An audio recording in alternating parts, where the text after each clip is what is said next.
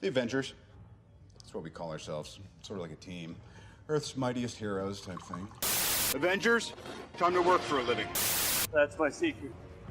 I'm always angry. I am on the side of life. You get hurt, hurt him back. You get killed, Walk it off. I'm here to talk to you about the Avenger Initiative. I'm your host, Andrew, and I'm here to talk to you about the Avengers. Welcome to episode 50 of Some Assembly Required, your weekly adventure into the annals of Earth's mightiest heroes, the Avengers. This week, we are taking a look at Avengers number 46, The Agony and the Anthill. This week's issue is written by Roy Thomas, pencils by John Buscema, inks by Vince Colletta, letters by Sam Rosen, and it comes to us in November of 1967. That's right, folks, we have made it to episode number 50. I'm very excited that we have made it this far, and I am very excited to see all of the places that we are going to go over the next 450 or so episodes while we cover the rest of the Avengers. Who am I kidding? It's going to be a lot more than that because there's a lot more side stuff that I'm going to throw in here. But 50 episodes down, and I don't know how many more to go. Taking a look at our cover this week, I'm kind of blah on this cover. Not really a fan. For starters, there's way too many words on the cover. Secondly, Whirlwind's head appears out of nowhere and has that kind of Jesus glow around it. If you take a look at medieval art, illuminated manuscripts, you see that kind of heavenly glow around Jesus in a lot of those paintings. That's the same thing Whirlwind's got going around his head there. I don't like the fact that Wasp is in the background helpless while Goliath is fighting off these ants, and the Avengers' faces down at the bottom honestly don't look very good. Specifically, I'm looking at the first three from the left, Scarlet Witch, Quicksilver, and Hercules. They're not very good looking, so the issue's not off to a great start in that regard. Once we open the issue, however, and we get our splash page, we see the Avengers' newly redecorated den, and although it's very 1960s, I think it looks kind of cool. I'd actually like to hang out there. But here we see most of the Avengers hanging out together, enjoying some downtime since their last adventure. To start us off, we have Quicksilver, Goliath, Hercules, Scarlet Witch, and Captain America, all kind of talking about what's going on, but in general, everyone seems to notice that Captain America is really distracted. As we see in an editor's note, this issue will take place just before the issue Tales of Suspense number 95. Now, we talked about that a lot last week, but just to remind you guys, that's the issue where Captain America will actually hang up his shield for a little while in order to pursue a romantic relationship with Agent 13. Throughout the early parts of this issue, Captain America is highly distracted. His mind is on what he should do about Sharon Carter, and I like it a lot. One, I think it provides a better lead into what happens in Cap's own story, and secondly, I think it enhances the sense of common universe here. You know, one of the things that modern superhero comics do really well, and I actually think the Silver Age does much better since it's a much tighter universe, fewer heroes and whatnot, is that events that happen in one book affect what happens in another book. So the fact that Captain America is going through this crisis of conscience in his own title plays into how he thinks and acts and feels in Avengers. And I think that's great. That's possibly one of the best things about the Silver Age. There's a lot of fun things. There's a lot of goofy and dumb things too, but I think this is really one of the strengths of the Silver Age. Now, before we can get too deeply into Captain America's thoughts, however, Black Widow and Hawkeye show up, or to be more specific, Hawkeye and Natasha, because Black Widow is wearing civilian clothing and she reaffirms to the Avengers that she is in fact going to give up superheroics. And the Avengers are pretty supportive of it. It's a little odd to see Widow out of costume, but it's nice. And again, I think it really reinforces her decision to step away from costumed heroics. And in a lot of ways, it makes her stand out and stand apart from everyone else who surrounds her for these first couple of panels when she returns. Now, almost immediately after she returns, so does Wasp, also in civilian clothing. Wasp, however, is not alone. She has with her what Goliath accuses is an unauthorized guest, and apparently it is her new chauffeur, Charles, who she claims comes with excellent references. To me, this is just another example of Wasp being out of character. It really feels like between what happened last issue and what's going on this issue, that they're trying to make Wasp far more shallow than she used to be. In fairness, she is a female comic book character in the 1960s, so she is frequently concerned about shopping and her hair and her outfit. But I think now that she's come into money, they're kind of running with that idea and fairly significantly changing the character to be far more concerned with outward appearances than previously characterized, and I don't like it.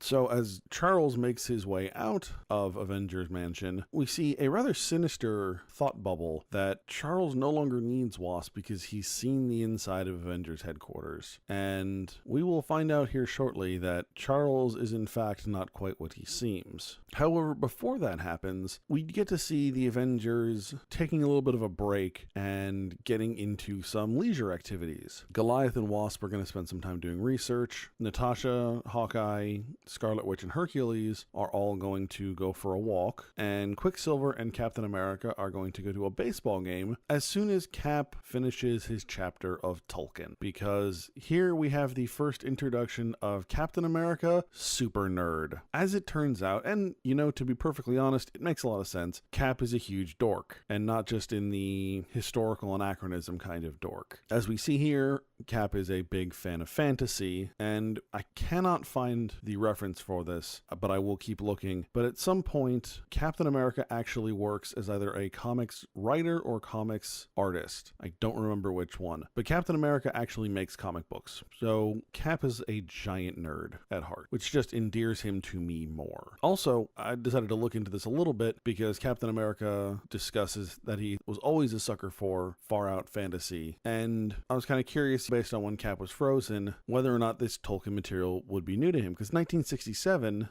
I knew at that point it wasn't brand new then, but I was kind of curious how that fell in relation to Cap becoming a capsicle. And as it turns out, The Hobbit was written in 1937, so Cap would have been able to read that, in fact, even prior to his Captain America Super Soldier era. Lord of the Rings, however, was written from 1937 to 1949, but it wasn't published until 1954 to 55. It was basically published in its standard 3 volumes over the course of a year. So Lord of the Rings, which is arguably the best of Tolkien's work, is new stuff to Captain America. So that's kind of fun for him. You know, I think a lot of us can think back on our first reading of The Hobbit or of Lord of the Rings and can understand why Cap can't put his book down until he's finished the chapter.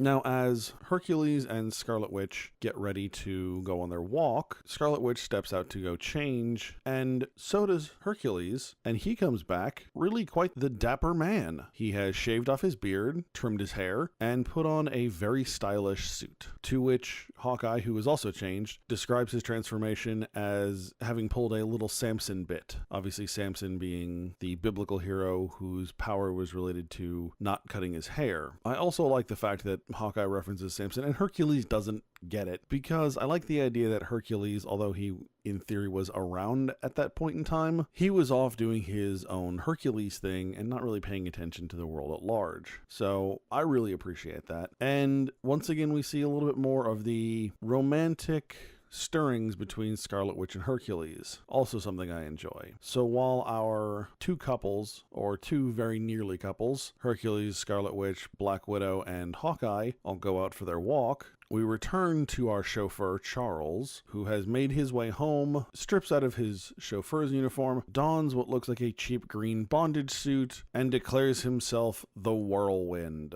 Now, the Whirlwind, as we will find out in a moment here, is really just a rebranding of a villain named the Human Top, who we have mentioned before, specifically in regards to Tales to Astonish number 59. We talked about him in episode number 9, which is the episode that covered Avengers number 8, Kang the Conqueror's first appearance, and we discussed that in the context of being the issue in which Goliath and Wasp stopped having to rely on pills in order to change size. And the Human Top is a reoccurring Goliath, Ant-Man, Giant Man villain, and he's shown up in 6 different issues of Tales to Astonish. And effectively his powers are that he can spin himself really fast like a human top, which is where he got his original name, and kind of has a tornado effect around around him, which makes sense given his new moniker, the Whirlwind. So we get the next page describing the Whirlwind's backstory and origin for people who haven't read Tales to Astonish. Now, I understand that last issue I said that I kind of like short flashbacks that tell us who these villains are, so we just have a strong mental understanding and we can place them properly. This flashback, however, I don't much care for. And there's a couple of reasons for it. The first one is that it's extremely repetitive. We see 3 separate panels of the human top spinning around and either committing a crime or harassing other people. Basically, one is a kid as a bully, one is a teen robbing a store, and one is a young adult robbing a bank payroll. For one, none of these are particularly interesting. 2, 3 out of 5 panels are basically telling us the exact same thing, just an escalation. That really could have been done with 1 panel of demonstration and 1 panel of narration, and then we could have moved on, but instead we get like 5 panels of this, and it's just not all that interesting. He's a guy who spins around in circles really fast, and there's only so much of that I really care about. But nevertheless, we demonstrate repeatedly that the Whirlwind can in fact spin in circles very fast, and then we cut back to Avengers Mansion, where Goliath, Wasp, and Captain America are hanging out in Goliath's lab, and Goliath is explaining his new experiment. In this particular instance, Goliath is going to work on increasing his control over red ants, because he admits that in the past he's never really had as much control over them as other types of ants. And I like this for a couple of reasons. The first one is that I really like the idea that Goliath is trying to improve his craft. He's not content with being static, with accepting his abilities, his powers as they are. He's looking to push his limits, push his boundaries, and I think that's a necessary thing in a superhero book. Obviously, you have to fight the concept of power creep, which is a very real problem, especially in the current era of comics. But at the same time, if the hero never changes, it doesn't make for a very dynamic book, and eventually a villain has to come along that's going to outsmart, outclass, outpower them. So if the hero can't step up to that challenge, it doesn't really make them much of a hero. The other reason I really like this is that with the inclusion of Hercules, Goliath is no longer the strong man on the team, and as a result, he's not really certain of his place on the team anymore. He realizes that his ability to change size, both big and small, is useful, but he's looking to find himself a better niche on the team. So not only is he working on his tech, his equipment, but in a lot of ways, this is a journey of self-discovery for Goliath so that he can help define his new place on the team. And that's a lot of depth for a comic book. I'm not saying that comic books don't have depth, but certainly the common perception is that they don't, that it's a lot of guys in tights punching each other. And it's stories like this and character development along these lines that really helps to break that stereotype. So as Hank and Wasp get into their experiment, Quicksilver calls to Captain America, and the two of them head out to their baseball game. After a little bit, once they've really gotten going on the experiment, Wasp and Goliath notice that one of the walls nearby starts to vibrate, and in crashes Whirlwind. Now, I'm a little disappointed here that Whirlwind just decided to smash through the wall. He spent all of this time and effort getting into Avengers Mansion, taking a look at the security systems they had, all that kind of stuff, when in fact, all he ends up doing is just smashing his way in. And I feel like they could have done something differently with that. Now, the character freely admits that going in through the front door is not an option like he had hoped because of all the security, which, one, it's really nice to see that the Avengers have finally put in security, and 2, that's an understandable plot element. But I was disappointed that they didn't take that further and come up with a different way for him to make it into Avengers Mansion, other than just battering his way in. Now, apparently, since the last time Whirlwind and Goliath have fought, Whirlwind has been able to increase his speed, and so Goliath is unable to land a punch on him, and eventually Whirlwind maneuvers Wasp and Goliath so that they are in the firing arc of Goliath's reducing ray. Now, Whirlwind doesn't know what it does, but he figured that it had to do something, so he'd get them in front of it and start pushing buttons. And it seems a little disappointing, a little odd, that Whirlwind appears to have a better understanding and more knowledge of the layout of Goliath's lab than Goliath does, because the hero should never have allowed himself to get into this kind of situation. In fact, fact, he probably should have avoided that reducing ray at all costs. But nevertheless, our pair of heroes allow themselves to be reduced, and in a standard villain self-sabotaging kind of move, Whirlwind doesn't crush Wasp and Goliath. He instead dumps them into the anthill, which Goliath was planning to experiment with, and plans to let the ants kill them. Now, the upside to this is that I think some of the most interesting stuff in the issue happens in the anthill, and also it helps Hank further his self-discovery and forces him to work without his powers, which is always kind of an interesting thing to do to superheroes, because since the pair didn't use their powers to reduce their size, Wasp doesn't have her wings, Goliath doesn't have his enhanced strength, and as part of their experiment, they removed the cybernetic ant controls from their costumes and had attached them to a computer of sorts. So they really are down here with absolutely no powers, no advantages, and it does make it interesting. Now, of course, almost right away, the pair run into an ant, and they are forced to flee, only barely making it into a small crack where the ant couldn't get to. And this crack happens to be up against the glass of the anthill, so Wasp and Goliath are able to see Whirlwind planting a time bomb in some of the Avengers equipment. And again, this is another example of villain self-sabotaging. I don't understand why Whirlwind would use a time bomb. He could literally just plant the bomb, walk away from Avengers Mansion, right out the giant hole he made, and then blow it up. Would he get all the Avengers? No. Would he get the two that he really hates? Yeah. If you're already not going to kill them, you're already planning to blow up the building, though, just blow it up. Don't screw around with timers and all these other things. Just blow it up. Now, while the pair are looking out of the ant colony, they fail to see another couple of ants sneak up behind them, one of which manages to get Goliath by the leg. And it's only because of the quick thinking of Wasp that he's saved, because Wasp finds a piece of wire that somehow made its way into the colony. She passes it up to Goliath, and he is able to use it as a weapon and frees himself from the ant. Now, as this drama in the ant colony is going on, Captain America and Quicksilver return because their baseball game has gotten rained out, at which point they see the giant hole in the wall, come running in, only to find Whirlwind. Now, I have two issues right here. First is that in every exterior shot we've seen this issue, it is an absolutely beautiful blue sky, no clouds whatsoever. So I don't buy that their baseball game got rained out. Secondly, the two gentlemen return in sports coats and trousers. You know, pretty standard, semi-casual 1960s clothing. In the next panel, that is, quote, scant seconds later, both men are in costume. I can buy it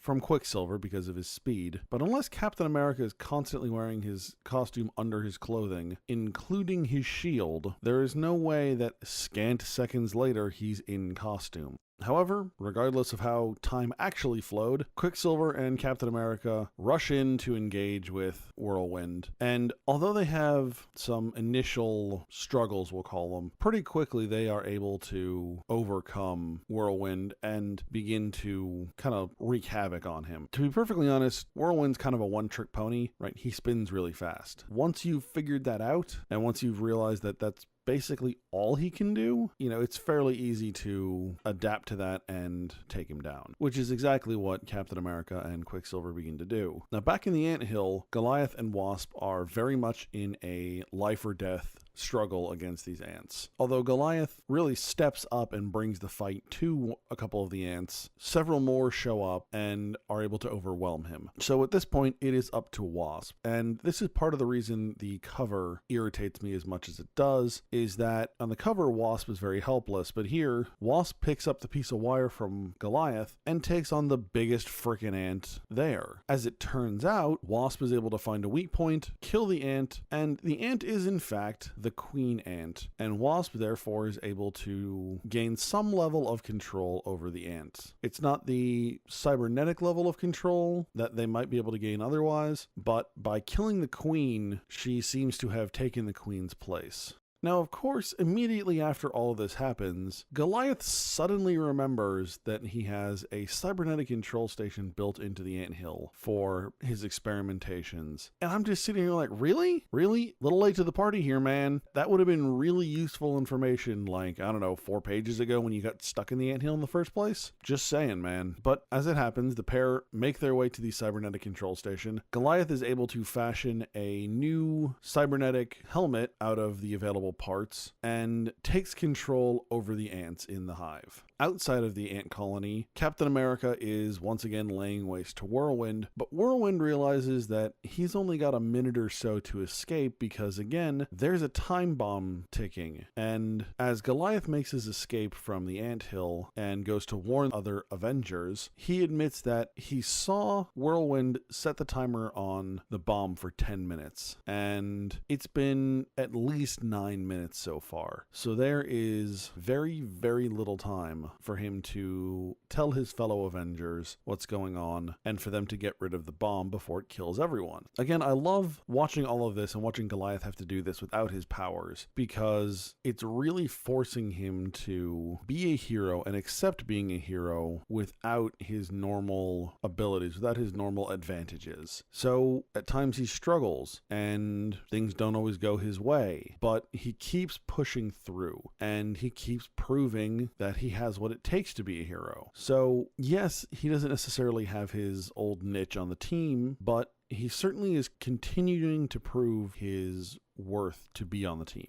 Thankfully, Goliath is able to activate a voice amplifier unit, and he warns Captain America and Quicksilver about the bomb, which Quicksilver is able to remove and dispose of using his super speed. Though in the panels in which this happens, I think there is way, way too much dialogue. The art does a really good job of conveying the necessary sense of urgency, given how little time is left before this bomb explodes, but that the excess dialogue really slows down the story, so you lose that same sense of urgency that the art gives you, and I think that's a poor choice. On his way back from disposing of the bomb, Quicksilver overhears several humans making various comments about the explosion that just occurred and the fact that Quicksilver was involved and that he's a mutant, and we see Quicksilver's thoughts, and again, they are very anti-human, pro-mutant, very Magneto-ish in tone and in content in general. And the only reason I can think to push this character in this particular direction is that we are going to see the appearance of Magneto in the next 3 issues. And I think it's pushing Pietro closer to going back to Magneto's Brotherhood of Evil Mutants. Obviously, that's going to cause a bit of a divide between Quicksilver and Scarlet Witch. So really, it's set up for the next couple of issues, but I don't necessarily like it. Now, to be fair, this is a lot more of the Quicksilver that we have come to know as modern comic readers. But if you remember just a couple of episodes ago, I talked about how much I like young and kind of idealist Quicksilver. He's happy, he's friendly, he doesn't hate Homo sapiens. You know, he doesn't have that same anti-human kind of feel, kind of rhetoric that Magneto does. And now we are starting to diverge and go towards the more commonly accepted personification of Quicksilver. The bomb threat taken care of, Captain America is able to return Goliath and Scarlet Witch back to their normal sizes, although the reverse function of the reduction ray seems to have an odd effect on Wasp's powers, or so she says. In fact, they say it in such a manner that's lacking considerably in subtlety, where Wasp actually says, "But I feel so strange, as if my powers had been affected in some way I can't even guess." So stand by for a change in Wasp's powers, because, well, we just got hit in the face with a hammer because, well, subtlety isn't exactly Marvel's thing. Now, initially when I read that, I read it incorrectly, and I'd actually hoped that they were implying that something had already happened to Wasp and that now she has recovered from it and that they were going to run with it. Basically coming up with an explanation for what I feel has been Wasp acting out of character. Unfortunately, that's not the case. So as we wrap up this issue, we get a quick confrontation between Quicksilver and Goliath, because Quicksilver is irritated that after all he's just heard and been accused of and been through, that unfortunately Captain America and the other heroes were unable able to capture Whirlwind. But once that blows over, we get a quick, I think, reaffirmation of Goliath, not necessarily his place on the team, but embracing the Ant-Man part of his persona that we haven't really seen him diving into all that much. And I've mentioned before, I really miss the fact that he hasn't been doing that anywhere near as much as I think he should. So overall, I actually think that this is a pretty good issue, despite the fact that it has a fairly lame villain. Whirlwind 1 is not particularly key to this issue. Whirlwind, in fact, could be replaced with any number of other, D-list villains, and the plot would work basically the same. But in spite of that, we get a really deep and kind of interesting look at really two characters. Captain America, we get to see a lot of his interior monologues before the decision he makes to give up costume heroics. And we get Goliath trying to redefine his place on the team, and at least internally struggling a little bit. He's certainly not angry at Hercules for usurping his position, but at the same time, he acknowledges that Hercules is much better at that job than he is. And in order to stay a part of the team and to stay relevant, he needs to find another place on the team. I love the fact that he realizes it and that he really takes that to heart and works on it. Like I said before, it's really, really powerful character development. So before I close here, I do want to say this is going to be our last episode for a couple of weeks. This episode will come out just after Christmas, and I will be traveling for the holidays, so I won't be able to record for about 2 weeks. But I do plan to take this time to catch up on a few things and to work on getting ahead on issues and issue notes so that we can really hit the ground running in the beginning of the new year. Expect the first new episode to come back out January 10th. That'll give me a little time to get home, get a recording done, and get it fresh out to you guys. Additionally, if you have noticed, I have done a rather significant upload of back episodes to YouTube. I have been rather remiss in my duties on doing that, and I apologize, and I will be working to be more on top of those. But as of last episode, we are completely up to date, including my Thor Ragnarok review, and I will be sure to get this episode uploaded as well. There will also be some changes coming to the website. I realize I have not updated that content in quite a while as well. I'm still debating exactly how I want to go about doing that, but just know that in the future, there will be more consistent content updates to our website, AvengersAssembly.com. Remember, you can find us at AvengersAssembly.com. You can follow us on Facebook, Instagram, and Twitter, and you can find this podcast on iTunes, SoundCloud, and YouTube. If you'd like to be a part of the conversation, send your questions and comments to Andrew at AvengersAssembly.com. In 2.5 weeks, on January 10th, we will be taking a look at Avengers number 47, Magneto Walks the Earth. All right, hey. All right, good job, guys. Let's just not come in tomorrow. Let's just take a day. You ever tried shawarma? There's a shawarma joint about 2 blocks from here. I don't know what it is, but I want to try it.